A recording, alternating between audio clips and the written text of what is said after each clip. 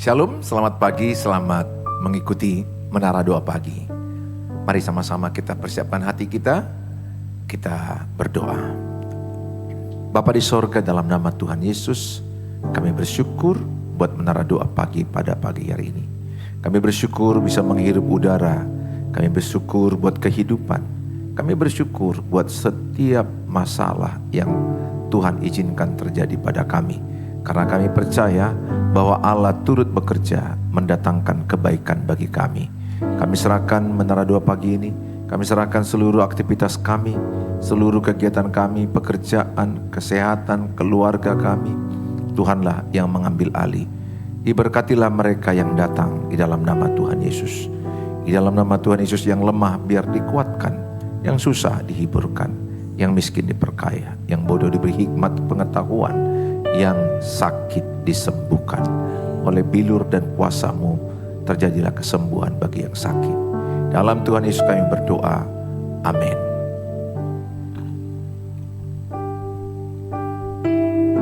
Terima kasih Tuhan Yesus. Kami datang dengan segenap hati kami memuji menyembah Engkau ya Tuhan. Engkau satu-satunya yang kami andalkan ya Yesus.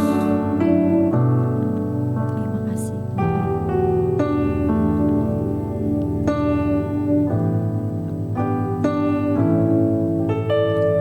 Tiada pernah ku ragukan kasih setiamu ya Tuhan. Setiap waktu dalam hidupku tak pernah Kau tinggalkan. Meski langit tampak suram, awan gelap pun menghadang. Hadapi badai, lewati gelombang, tak pernah Kau tinggalkan diriku.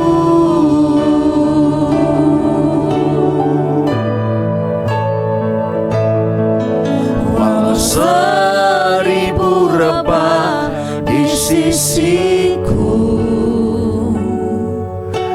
Kau tetaplah Allah penolongku. Walau 10.000 rebah di kananku, takkan ku goyah, sebab Yesus sertaku. Tidak pernah kami ragukan Tuhan. Tiada pernah ku ragukan kasih setiamu ya Tuhan. Setiap waktu dalam hidupku tak pernah Kau tinggalkan. Meski langit tampak suram, awan gelap pun menghadang. Hadapi badai, lewati gelombang, tak pernah Kau tinggalkan diriku.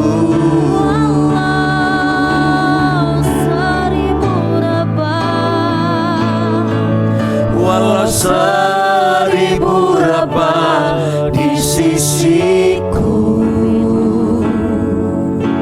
Kau tetaplah Allah penolongku.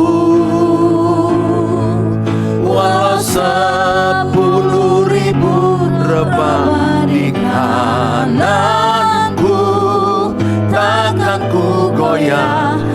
Yesus sertaku. Walau 1000 rebah di sisiku, Kau tetaplah Allah penolongku. Walau 10.000 rebah di kananku, takkan ku goyah, sebab Yesus sertaku. Takkan ku goyah, Sebab Yesus sertaku. Ini yang menjadi harapan kami di hadapan-Mu ya Tuhan. Amin. Engkau Tuhan yang setia, waktumu selalu yang terbaik. Engkau Tuhan sandaranku, dan ku hanya kan berharap padamu. Satu-satunya yang ku andalkan,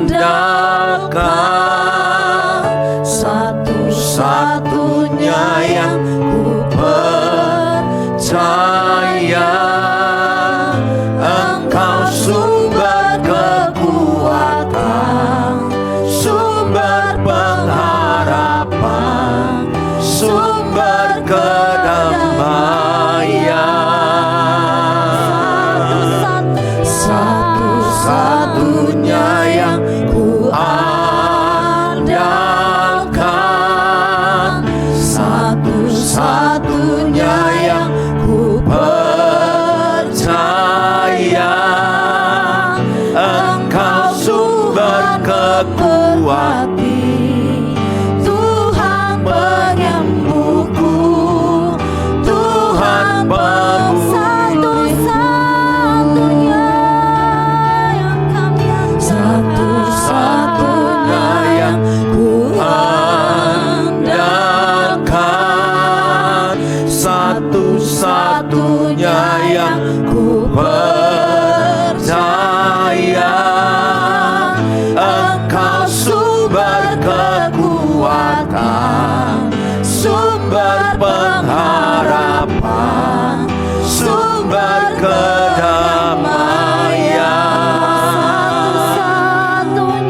Satu-satunya yang ku andalkan,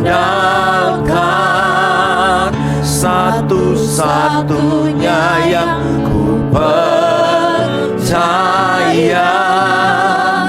Engkau Tuhan memberkati, Tuhan penyembuhku, Tuhan pemulihku. Engkau Tuhan memberkati, Tuhan penyembuhku, Tuhan pemulihku. Mari kita sembah, mari kita bersyukur, mari keluarkan kata-katamu. Bersyukurlah pada Tuhan. Engkau Tuhan, sumber kehidupan, sumber kekuatan, sumber pengharapan, pertolongan. Engkau sumber kedamaian, satu-satunya hanya Engkau sumber kedamaian, sumber pengharapan, sumber kesembuhan, sumber kekuatan. Hanya Engkau, hanya Engkau. Terima kasih Tuhan.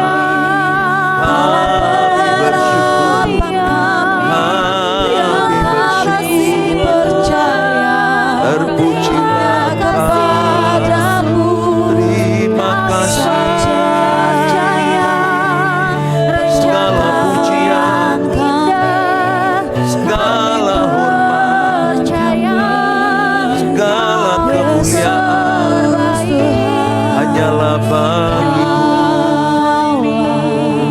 Raja kami. Haleluya. Terima kasih. Terima kasih. Kami bersyukur. Engkaulah kekuatan. Terima kasih. Bapa. Terima kasih.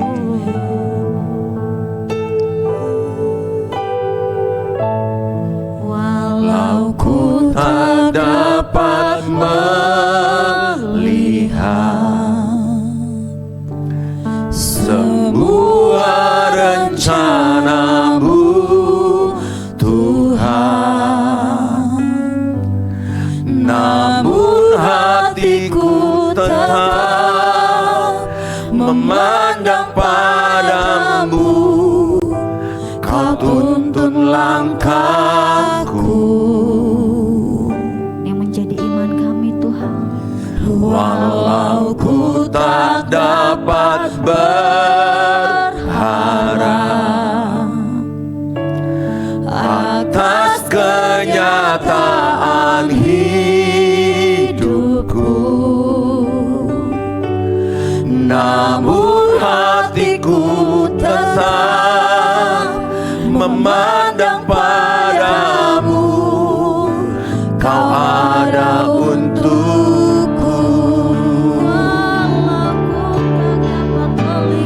Walau ku tak dapat melihat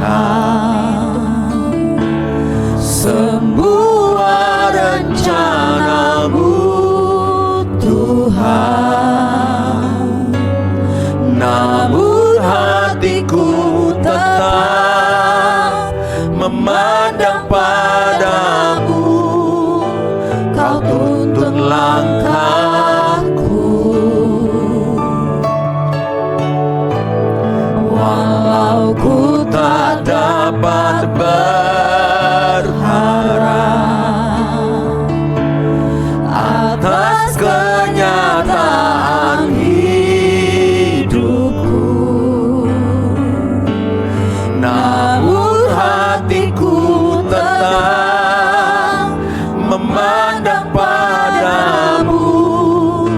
Kau ada untukku. Namun hatiku tetap percaya. Namun hatiku tetap memandang padamu. Kau ada untukku. Mari kita berdoa. Bapa di sorga, kami bersyukur buat pagi hari ini kami siapkan hati kami diberkati dengan firman Tuhan. Oleh kuasa Roh Kudus, firman ditaburkan, dan oleh kuasa Roh Kudus hamba diurapi, semua yang mengikutinya diurapi Tuhan. Di dalam Tuhan Yesus kami berdoa. Amin. Shalom, selamat pagi Bapak Ibu, apa kabar? Senang ketemu Bapak Ibu lewat Menara Doa Pagi. Apabila Bapak Ibu belum subscribe, saya berharap Bapak Ibu bisa subscribe dan Bapak Ibu bisa share link ini kepada banyak pernikahan yang bertengkar, pernikahan yang tidak harmonis, anak-anak yang berpersoalan, rumah tangga, keluarga yang tidak baik-baik. Karena saya adalah pendeta di bidang keluarga, saya ngambil teologi pastoral konseling keluarga. Saya banyak juga pengalaman jatuh dalam berkeluarga, pernikahan, saya hampir mau cerai. Saya bangkit dan saya belajar dari firman Allah, dari pengalaman hidup saya, pengalaman orang lain. Saya sudah mengkonseling ratusan pasangan, ada banyak orang yang sudah datang ke saya. Puji Tuhan, ada yang dimenangkan, mereka kembali pernikahan mereka rujuk kembali, anak-anak kembali bertobat. Saya bersyukur ada orang-orang yang dipulihkan. Nah saudara yang saya kasihi, ada juga orang yang memang tidak dipulihkan karena mereka melakukan jalan-jalan keegoisan, mementingkan diri sendiri dan kesombongan, sehingga mengakibatkan mereka tidak bisa dipulihkan. Ingat, pada dasarnya Tuhan ingin memulihkan pernikahan supaya pernikahan itu berlangsung sampai kematian memisahkan. Hari ini saya membawa tema dari Alkitab, dengan tema yang saya bawa adalah komunikasi sehat lahir dari hati yang aman.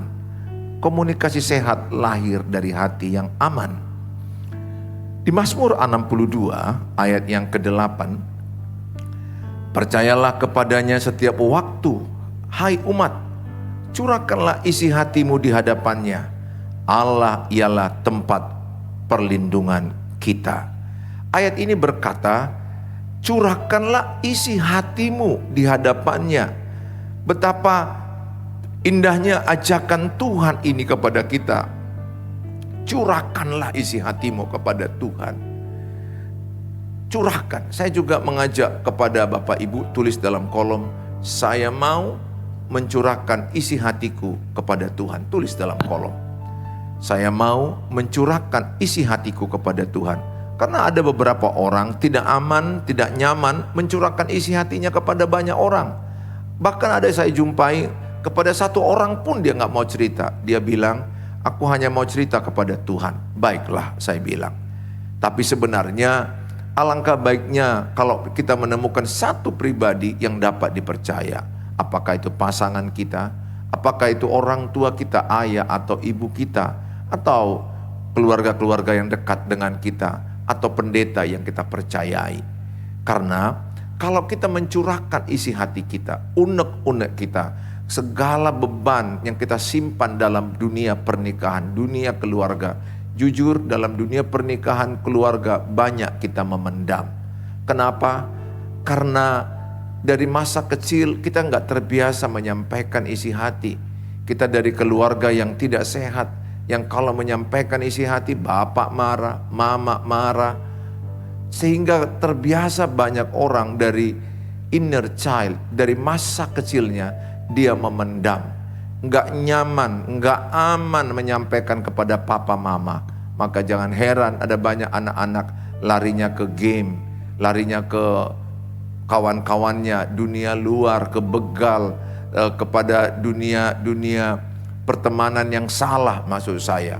Saudara, kenapa? Tidak nyaman dalam orang tua, tidak nyaman dengan orang tua itu masalah berat. Berapa banyak keluarga yang nyaman menyampaikan isi hatinya. Ayat ini berkata, curahkanlah isi hatimu kepada Tuhan. Kenapa kepada Tuhan? Karena kepada Tuhan kita ada rasa aman, ada rasa nyaman, ada rasa tenang. Kita menyampaikan isi hati kita begitu tenang. Tuhan menerima kita apa adanya. Dia nggak potong-potong kita. Ada zaman now sekarang mencurhat ke AI. Ini era AI, di mana banyak orang menyampaikan isi hatinya ke AI, sehingga dituntun oleh AI dan salah. Ada yang saya tahu dia curhat masalah rumah tangganya ke AI, akibatnya ke ChatGPT, ke sosial media, dan akhirnya dituntun oleh digital teknologi ini untuk masuk ke proses hukum dan akhirnya sedang dalam proses hukum. Nah, ada tuntunan lagi orang yang stres dan dituntun dia jadinya bunuh diri dan akhirnya orang itu jadi bunuh diri. Ini yang saya lihat langsung adalah yang pertama tadi, bahwa dia yang memberitahukan ke saya karena saya ikut mengkonselingnya bahwa dia sedang ikut di dalam proses konseling dengan AI dan akibatnya dianjurkan ke proses hukum. Saya nggak salahkan hukum 100%. Tetapi hati-hati kita, AI bukan jawaban yang pasti. AI pengetahuan itu baik. AI bisa dipakai untuk usaha. Tapi kalau untuk menuntun hidup dalam hati nurani, firman Allah, Roh Kudus, saya pikir AI belumlah jawaban. Jawaban terbaik adalah firman Allah. Roh Kudus yang menuntunmu, yang menuntun saya menjalani kesulitan hidup ini. Nah saudara, curahkanlah isi hatimu kepada Tuhan. Karena kepada Tuhan kita bisa jujur apa adanya. Bisa kita menyampaikan dengan menangis, menceritakan sepersisnya peristiwa yang kita alami. Sakit hati kita luapkan, teriakan kita bisa sampaikan kepada Tuhan apa yang kita pendam. selama ini. Tetapi saya juga mau katakan, jadilah pasangan. Jadilah suami yang jadilah suami yang aman, nyaman bagi istrimu. Jadilah istri yang aman, nyaman bagi suamimu. Jadilah orang tua yang aman, nyaman bagi anak-anakmu. Dan jadilah anak-anak yang nyaman, aman bagi orang tuamu. Saya belajar bertumbuh menjadi ayah yang aman, nyaman. Tidak simsalabim, tidak instan. Saya tahu saya jatuh bangun. Saya belajar untuk menjadi ayah yang aman, nyaman bagi anak-anak saya. Ketika mereka bercerita, selelah apapun, saya belajar untuk tidak memotong cerita mereka. Dan saya belajar untuk mendengar sampai selesai, mendengar tanpa interupsi. Dan saya belajar untuk merasakan perasaan anak-anak. Saya juga demikian kepada istri, menjadi suami yang ketika istri curhat, saya belajar mendengar dia, memahami perasaannya, mengerti apa yang menjadi sudut pandangnya, mengerti apa yang dirasakannya, mendengar dia dengan rendah hati, mendengar tanpa interupsi, mendengar tanpa dipotong-potong, mendengar sampai selesai. Saya belajar melatih telinga saya, karena yang dibutuhkan salah satu dalam hidup ini adalah didengar. Lihat, ada banyak orang demon karena ingin berjerit, ingin didengar, jeritan rakyat. Mereka ingin bersuara, baik melalui sosial media, baik melalui demon langsung. Kenapa? Karena semua manusia ingin didengar. Tetapi siapakah yang mendengar? Dalam komunikasi yang terpenting adalah mendengar.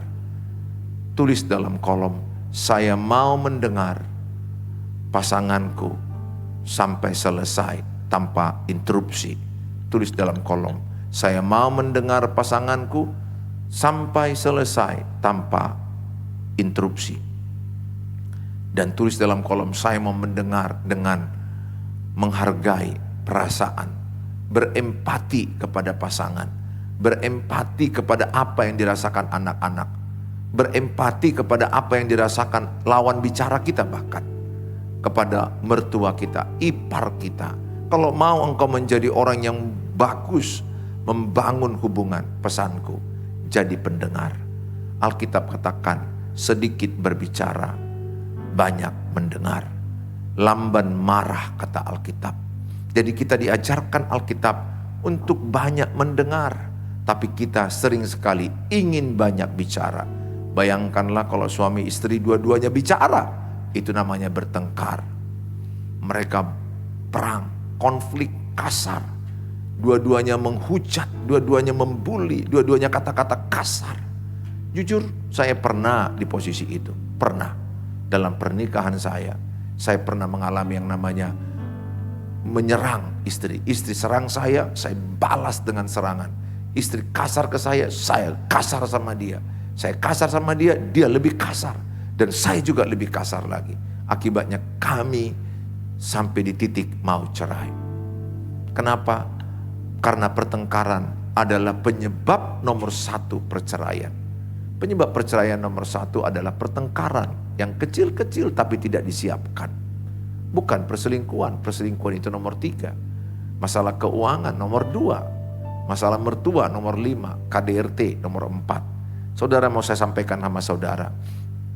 Jadilah pendengar kepada keluargamu. Ciptakan rasa aman. Ciptakan rasa nyaman. Percayalah, tidak ada masalah suami istri. Tidak ada masalah keluarga yang tidak bisa diselesaikan kalau berdoa dengan baik, komunikasi dengan baik, sabar mendengar cerita pasangan sampai selesai. Hargai perasaannya. Ketika dirimu memendam, tidak menceritakan, itulah titik sakit mentalmu, titik sakit jiwamu.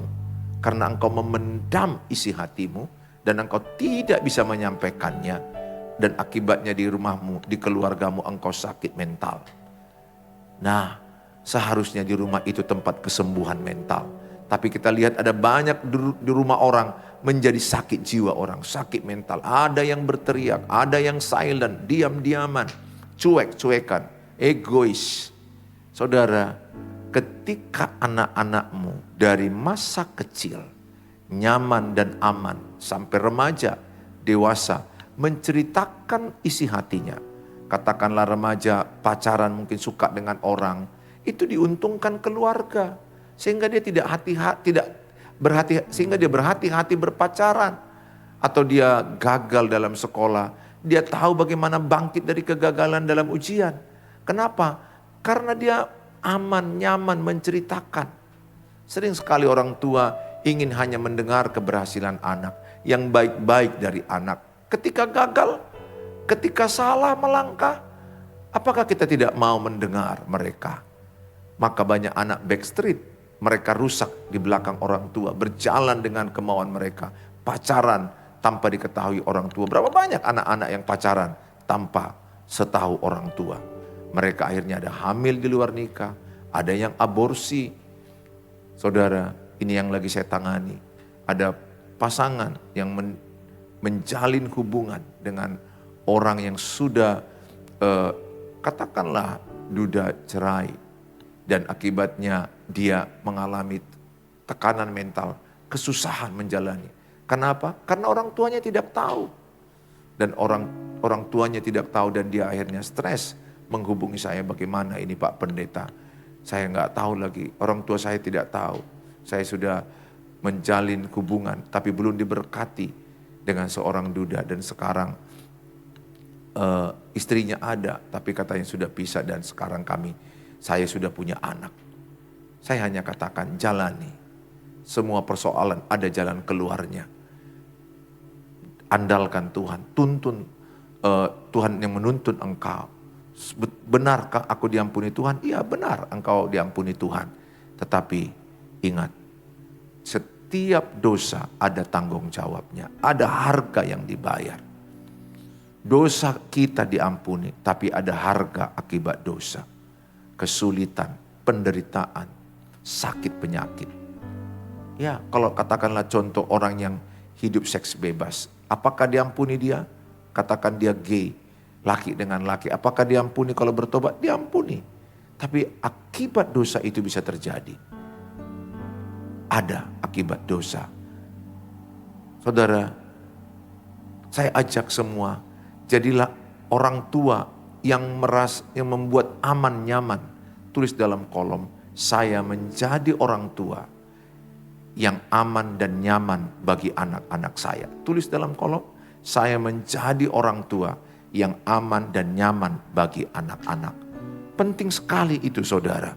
Ketika anak-anakmu menyampaikan perasaan isi hatinya, jiwanya sehat. Anak yang memendam, anak yang sakit jiwa. Dan ciri-cirinya gampang kita lihat.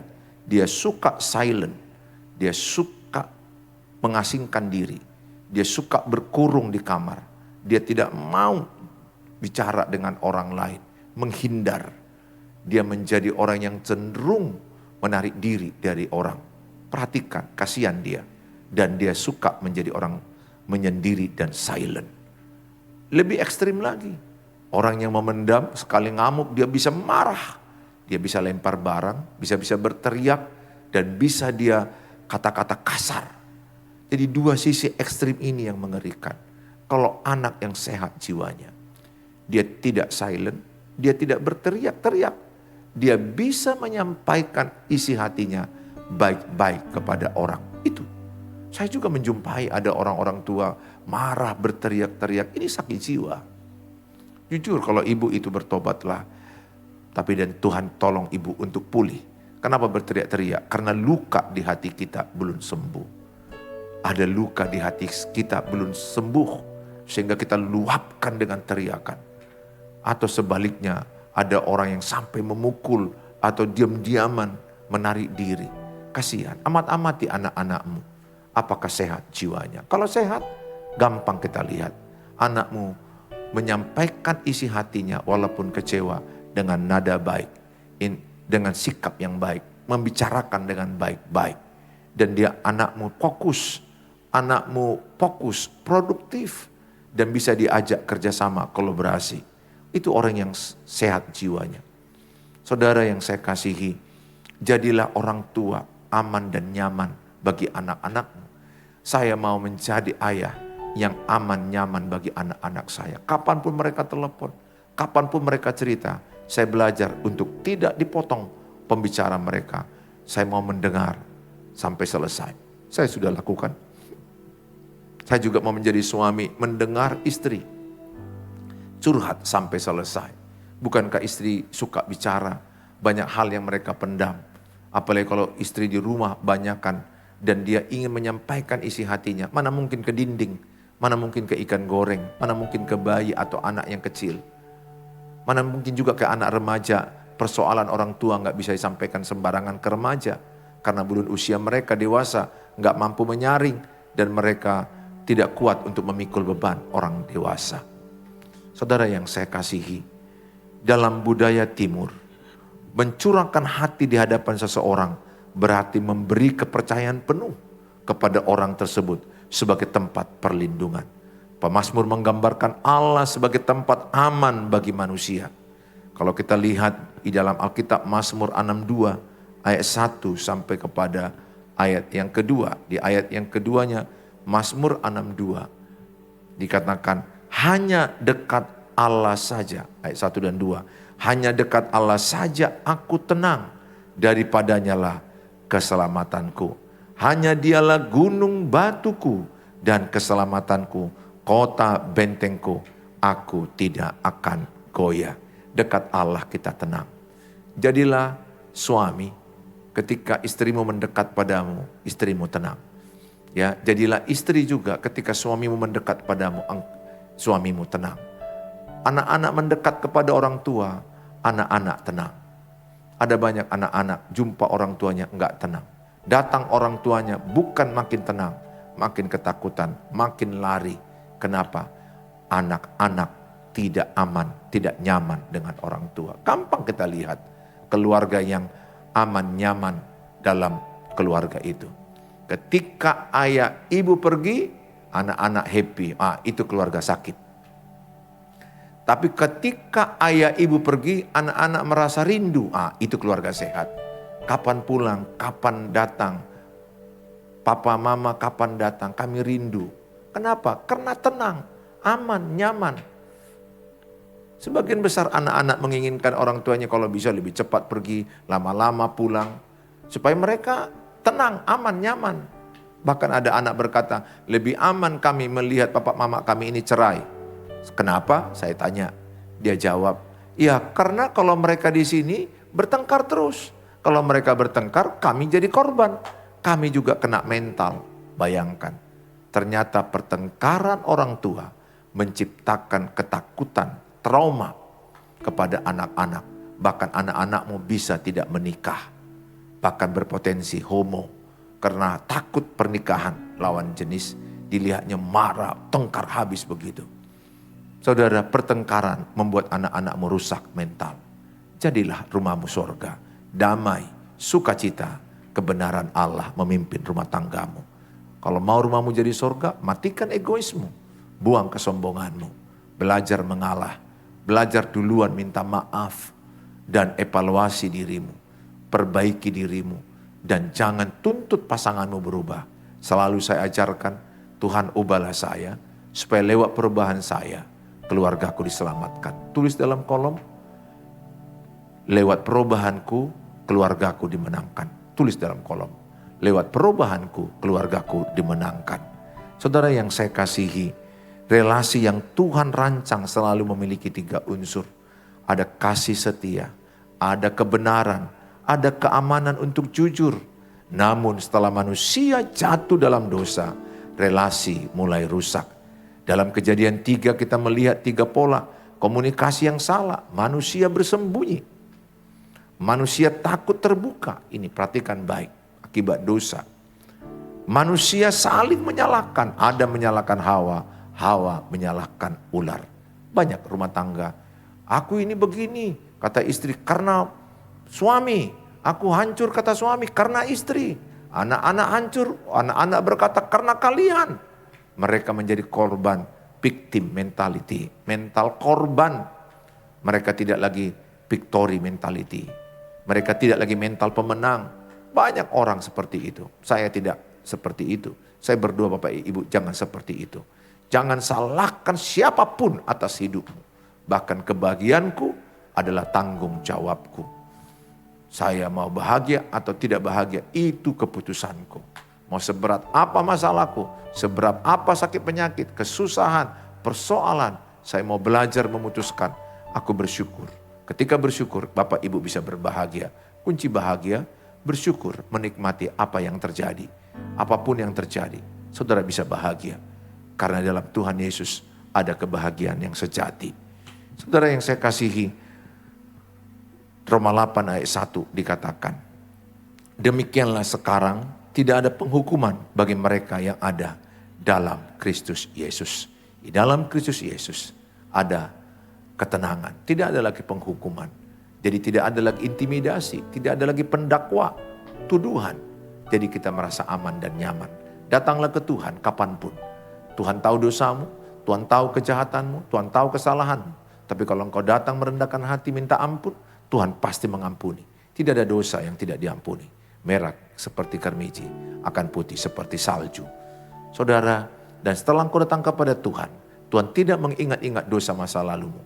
Itulah Ibrani 10 ayat 17. Tuhan tidak mengingat-ingat kesalahan masa lalu. Saya juga belajar untuk tidak mengingat-ingat kesalahan orang di masa lalu. Mungkin boleh saya buat menjadi pembelajaran dalam hidup saya. Tetapi tidak menjadikan orang itu terintimidasi, tertuduh, atau menghakimi dia buruk untuk selamanya. Tuhan menerimamu apa adanya. Jadilah tempat aman dan nyaman bagi keluargamu. Mari kita berdoa. Bapa di sorga, dalam nama Tuhan Yesus kami bersyukur buat pagi hari ini. Kami diingatkan firman Tuhan. Menjadi pribadi yang aman dan nyaman di dalam keluarga kami. Khususnya kami berpasangan. Jadikanlah kami tempat aman bagi pasangan kami. Jadikanlah kami tempat nyaman bagi pasangan kami. Sehingga pasangan kami bisa mendekati kami dengan tenang. Pasangan kami bisa menceritakan dengan jujur perasaannya. Pasangan kami bisa menangis bersama kami. Bisa menceritakan apa yang dirasakannya. Dan kami belajar mengerti perasaan pasangan kami. Berempati. Dan jadikan kami juga orang tua yang aman nyaman bagi anak-anak kami. Sehingga anak-anak kami datang dengan tenang, aman, nyaman. Baik berhasil ataupun gagal. Jatuh ataupun sukses.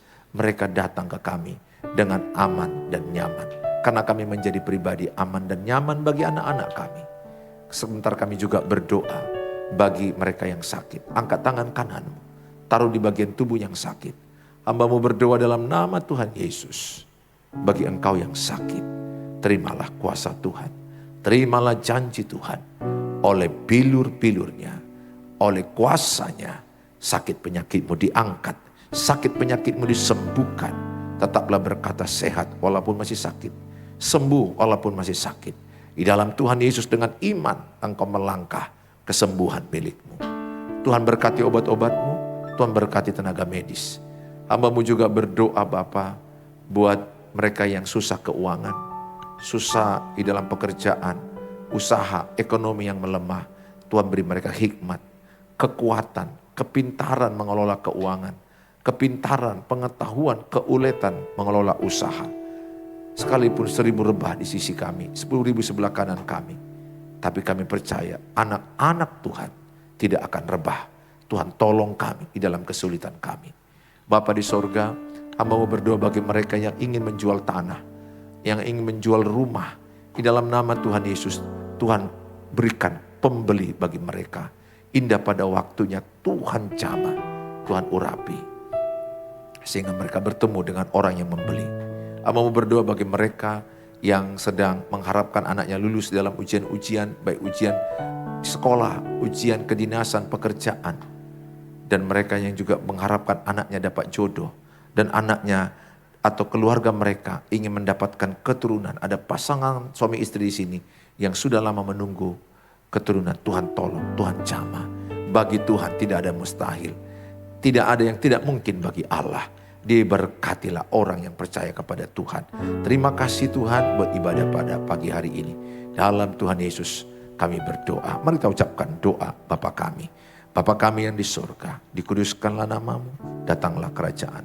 Jadilah kehendakmu di bumi seperti di surga. Berikanlah kami pada hari ini makanan kami yang cukupnya. Dan ampunilah kami akan kesalahan kami. Seperti kami juga mengampuni orang yang bersalah pada kami. Dan janganlah bawa kami ke dalam pencobaan. Tapi lepaskanlah kami daripada yang jahat. Karena Engkau yang punya kerajaan dan kuasa dan kemuliaan sampai selama-lamanya. Bawalah berkat Tuhan. Tuhan menyinarkan wajahnya kepadamu. Tuhan menyertai melindungi engkau. Menjauhkan engkau dari mara bahaya. Tuhan memberkati pekerjaan tanganmu. Menyertai perjalanan kakimu. Tuhan buat engkau berhasil dan beruntung. Naik tidak turun. Melimpah tidak kekurangan. Yang sakit dengan iman engkau menerima kesembuhan. Dengan percaya bawalah berkat damai sejahtera dari Allah Bapa. Cinta kasih sempurna Tuhan Yesus. Penyertaan Allah Roh Kudus menyertai kita sekarang sampai selama-lamanya dalam Tuhan Yesus. Yang percaya katakan amin. Amin.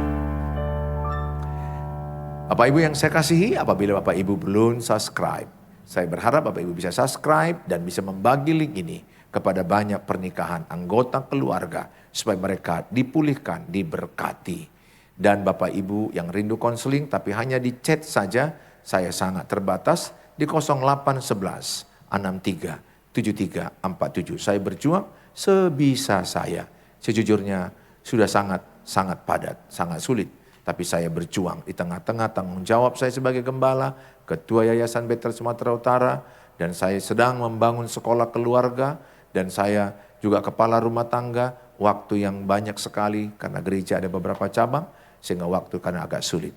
Dan Bapak Ibu yang rindu menabur dan mendukung pelayanan, baik hamba Tuhan dan pelayanan gereja, ada nomor rekening di bawah.